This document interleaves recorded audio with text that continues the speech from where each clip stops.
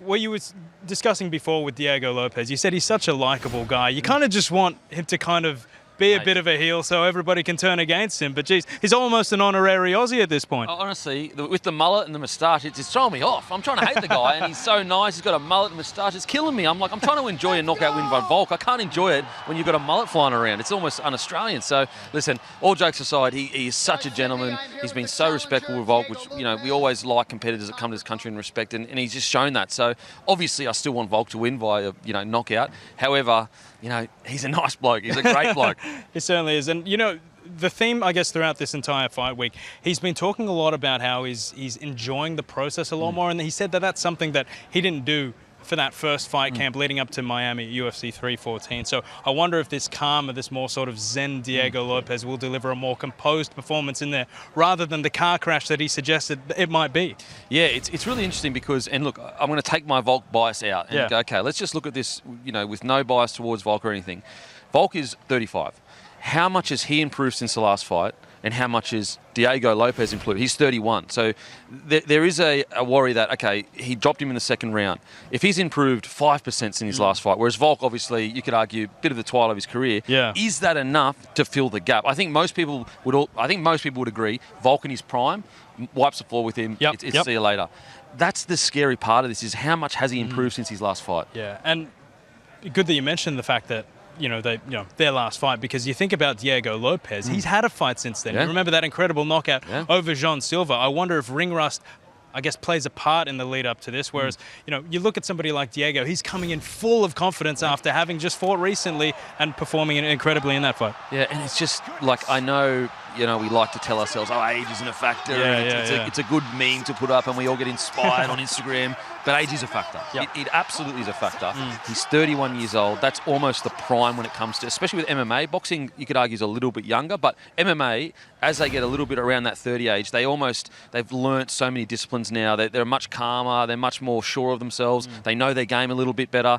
And so I guess, he's not on Volk's level, but you've got to think of Volk when he was 31 and how good he was and how sharp he was. Now, as I said, I know he's not on Volk's level when he was 31, but it worries me a little bit when I take my bias out of it. When I put my bias back in, I say, no, Volk wins easy. It does worry me a little bit, just the fact that he's hitting his peak right now.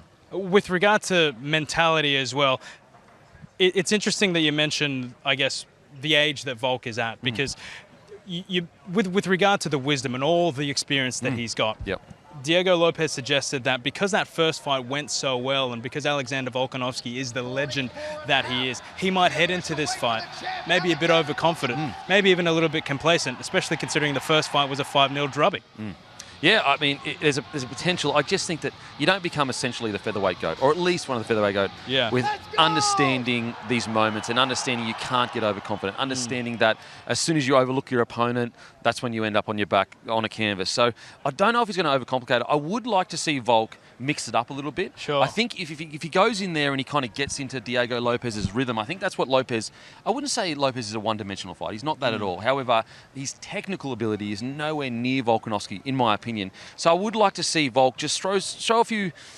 heading into this, Lopez is talking about experience. So he's basically telling us that he's going to go in there quite calm and know how to feel. If you throw a few things in there that take you off your game plan, all of a sudden you start going, oh, hang on a sec, this isn't what we trained for. This isn't what we expected. And maybe with all his experience, Volk can kind of lean into that. Look, in saying that, Volk has said he's going to go in there and bang, which would be a surprise.